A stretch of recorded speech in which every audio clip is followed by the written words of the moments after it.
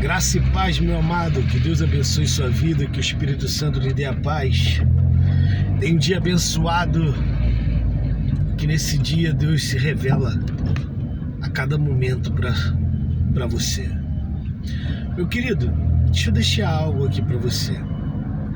Em João capítulo 1, a Bíblia fala que Deus, Ele se fez carne e andou no nosso meio. João descrevendo que no princípio ele era o Verbo estava com Deus, e o Verbo se fez carne e andou no nosso meio. João descreve algo de muita importância para a gente entender o Evangelho da graça de Deus. Porque ele fala, nós recebemos também da sua plenitude, no versículo 16, 17, 15. Graça sobre graça. Ele chega a falar graça sobre graça. Meu querido, ele revela para nós e fala assim: Moisés deu a lei a vocês, mas a graça e a verdade vieram por intermédio de Jesus Cristo. Muitas pessoas confundem a graça, que é um favor imerecível, usando esse texto, usando essa colocação de um favor que Deus fez sem a gente merecer, e achar que já está salvo, por falar, nós vivemos pela graça, e muita gente se coloca fazendo gracinha. Vamos lá, um ponto importante para a gente entender a graça. Se Jesus ele veio e pregou, a graça, que é um favor imerecível, se a graça é isso, e Deus fez esse favor e salvou a humanidade com o seu ato de redenção, o seu ato de sacrifício, que foi o último sacrifício da lei, que é oferecido por nós para perdoar o nosso pecado. Então toda a humanidade, pensando nesse ponto, que é um favor que eu não mereço, pensando nesse ponto, toda a humanidade está salva. Toda a humanidade ela está salva. Pensando assim. Por quê? Porque nada que a gente faz vai levar você à salvação. Porque é pela fé, como o apóstolo Paulo diz, não é pelas obras, mas pela fé. Muitas pessoas confundem isso e falam o quê? Nesse ponto, então todo mundo está salvo. Não precisamos de nada, não precisamos pregar, não precisamos louvar, não precisamos adorar, não precisamos de nada. Porque tudo que a gente faz não vai levar a gente à salvação, porque Jesus ele já fez. Mas na verdade não é isso. Porque quando o apóstolo Paulo fala que a gente não vão ser salvos pelas obras, no livro de Gálatas, ele se refere muito sobre isso, livro de Romanos. Quando ele fala isso, ele está se referindo a algo. E esse algo é a doutrina da lei. Nós não vamos ser salvos pelas obras da lei. Não por aquilo que nós praticamos. Até porque seria contraditório, porque Jesus, quando ele fala que ele viria separar o joio do trigo, a ovelha do bode, como o pastor separa a ovelha do bode, ele fala o quê? Aquele que tive fome, me deste comer, estava sede, me deste beber, estava nu, me vestis. Então ele está dizendo de obras que o homem deveria praticar. Mas vamos lá. Se for assim, toda a humanidade está salva. Mas não. Porque olha só a palavra que João deixou. E Jesus vai deixar para nós.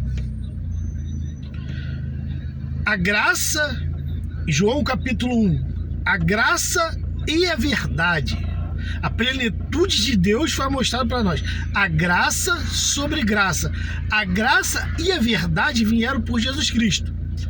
Uma coisa que nós temos que entender, que a graça nada mais é um favor imerecível, sim. Mas que favor que Deus fez? Qual foi o favor que Ele fez sem a gente merecer? Ele mesmo revela.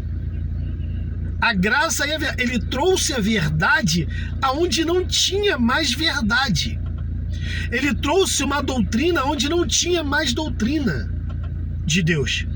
Isso se coloca entre o joio e o trigo. Por quê? Deus não se revelou desde o tempo antigo até hoje com a sua graça? Se revelou. Por quê? Quando Adão e Eva foram expulsos do paraíso, como que Enoque, que a Bíblia revela, diz que andou com Deus e não se viu mais.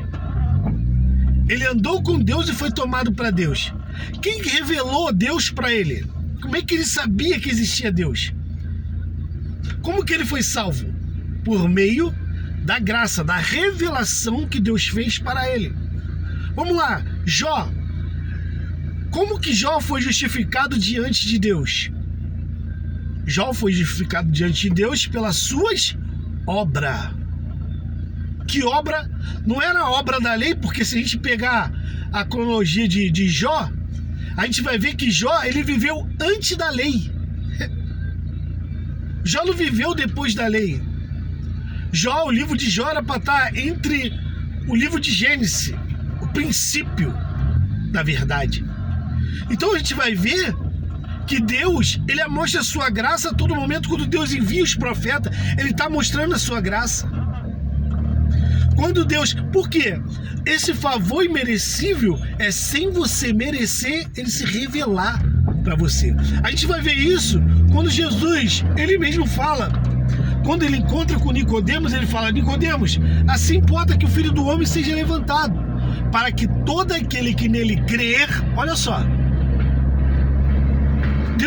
Jesus não falou para Nicodemos: Nicodemos, eu vou ser crucificado, vou fazer um favor para você, vou ser o último sacrifício para perdoar todo o seu pecado e você será salvo. Não. Até porque Jesus não vai falar isso só para Nicodemos. Toda a palavra. A Bíblia fala: vós sereis livre. Livre. Livre como? Se a minha palavra estiver em vós, verdadeiramente sereis livre. Então Jesus, ele vem trazer o quê? A palavra. Uma revelação do evangelho genuíno. Uma revelação do que Deus queria que a gente faça. Foi isso que ele veio fazer. Ele veio aniquilar a obra da lei. Como está escrito no livro de Gálatas, no capítulo 3, fala que a lei, ela é maldição. Que a lei não é da fé. Então presta bem atenção nisso. Há uma grande confusão a respeito de lei e graça. Os outros falam: a graça é um favor que a gente não merece. Verdade, porque Deus, ele desceu à terra. Olha o que João fala: no princípio ele era a palavra, e a palavra era Deus. Então quer dizer, Deus estava dando a palavra, ele se fez carne, se vestiu de uma roupagem humana para se revelar para nós. Presta bem atenção nisso. Isso já não é um favor? Isso já não é um amor do Pai? Porque quando ele fala: eu vim buscar o que havia perdido, quando a gente lê o livro de Romanos no capítulo 10, a gente vai ver onde que se perdeu. Quando a gente lê o livro de Jeremias, quando a gente lê o livro de Ezequiel, quando a gente lê o livro de Isaías, a gente vai ver onde o povo se perdeu. Quando a gente entra no livro de próprio de Moisés, no livro de Deuteronômio, a gente vai ver onde o povo se perdeu, deixando o ensinamento verdadeiro, genuíno de Deus e colocando as suas próprias ideologias, seus próprios pensamentos, os seus próprios doutrina. Por isso que eu falo muito que a carne, ela não tem vida. Se você parar para analisar e pensar um pouquinho só, a carne é feita do pó. A carne, ela não pode doutrinar o homem, não pode mandar no homem, mas o homem interior manda na carne. Então é essa doutrina que desde por isso que Jesus veio falar com o homem interior. Porque quando fala sobre isso, não dê lugar à carne, não dê lugar à doutrina, a ensinamento de homens. Não dê lugar ao ensinamento de pessoas que não vai te levar a lugar nenhum. Porque a nossa carne, se a gente falar que a nossa carne é pecadora, a gente está falando que Deus criou o homem para pecar. Porque foi Deus que fez a gente do pó da terra. Mas quando ele fez a gente do pó da terra, ele foi lá e criou algo sem vida. E depois o que ele fez? Pegou aquele boneco sem vida e soprou do que estava dentro dele para dentro do boneco. Então, se a gente deixar de cumprir a doutrina do homem e cumprir a doutrina de Deus que está dentro de nós, nós vamos ser perfeitos. Nós vamos ser honestos. Nós vamos estar praticando o amor, a caridade, a mansidão, a temperança.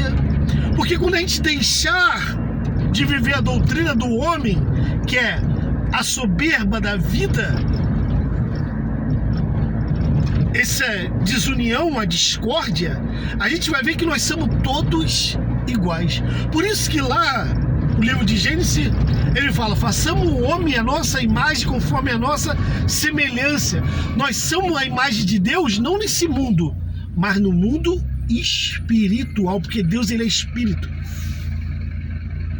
Então, quando falamos de graça, nós estamos falando sim, o favor que Deus fez. Aquele que crê em mim, olha só a palavra dele, ele não enganou ninguém. Aquele que crer em mim, ele está falando, aquele que crer no meu sacrifício vai ser salvo. Aquele que crer em mim, nas minhas palavras, ele está falando. Aquele que crer naquilo que eu ensino, ainda que esteja morto, viverá. Aquele que crê em mim, olha o que ele fala, aquele que crer na minha palavra e a pratica, porque quando você crê, você tem que praticar, não encontrará a morte. Tem muita gente que fala que Jesus falou para aquela geração que muitos que estariam ali, alguns que estariam ali, não veriam a morte até que ele voltasse, então ele não voltou. Verdade. Porque quando você pensa no mundo material, só nesse mundo material, você vai falar, pô, mas João morreu, Mateus morreu, Lucas morreu, Paulo morreu. Então quem está vivo? Quem está vivo? No mundo espiritual estão todos vivos, porque Deus não é Deus dos mortos, mas de próprio Cristo falou isso em João, Deus é Deus do vivo. Todos aqueles que nele crer não morreram. E isso é desde o Antigo Testamento. Por quê? A Bíblia vai falar dos heróis da fé, eles foram salvos pela fé. Olha só, a graça abundante de Deus, de se revelar e dar a sua doutrina, o seu ensinamento, a sua palavra. Porque aquele que não tem a palavra de Deus já está condenado. Então, quer dizer, o sacrifício que foi feito foi justamente para ele dar uma doutrina e nos purificar com o seu sangue. O que é o sangue de Cristo? O que é? É quando você lembra, esse sangue foi derramado para que ele pudesse pregar a verdade.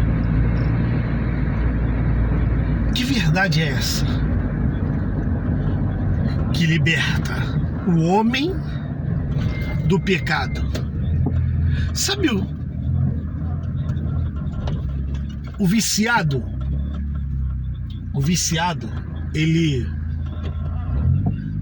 praticamente, quando ele consome alguma coisa, ele se torna viciado, né? Ele consome aquilo. Ele fuma, ele cheira, ele vê filme pornô, pornografia, ele se torna viciado. Ele se torna alcoólatra, ele só torna viciado. Por estar fazendo aquilo dali frequentemente, então ele doutrina seu corpo, sua mente, que pede aquilo. Então hoje eu te convido para você ser um viciado da palavra de Deus. Hoje eu te convido para você viciar o seu corpo naquilo que é perfeito.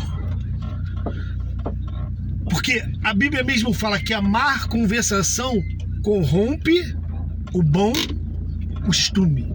Então quer dizer, hoje eu te convido, seja viciado da palavra de Deus e tenha uma vida abundantemente cheia de graça, de luz, cheia de renovo na sua vida, de conquista, cheia de promessa de Deus, e que hoje seja esse dia. Que hoje você possa deixar a palavra, a graça de Deus entrar na sua vida e seja livre. Se contamine com a palavra de Deus e seja próspero.